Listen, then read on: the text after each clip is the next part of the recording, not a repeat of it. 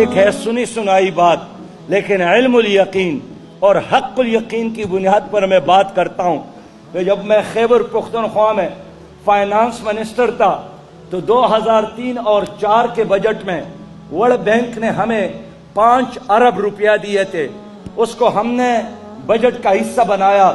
5-6 مہینے گزر گئے، وہ پیسے جب نہیں ملا تو یہاں کنٹری ڈائریکٹر تھا ورلڈ بینک کا، جان وال اس کا نام تھا. وہ پشاور آئے، میں فائنانس منسٹر کی حیثیت سے ان سے ملا. میں نے کہا جان وال، وہ جو قسط دینا تھا اس کی وجہ سے ہمارے سارے ترقیاتی کام رک گئے ہیں.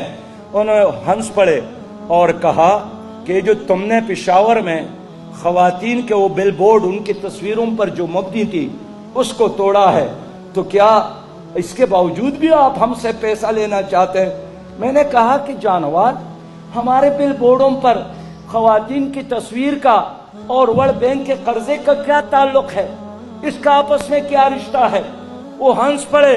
انہوں نے کہا کہ قرض لینا ہے تو کلچر بھی لینا ہے، خارجہ پالیسی بھی، داخلہ پالیسی بھی اور تعلیمی پالیسی بھی.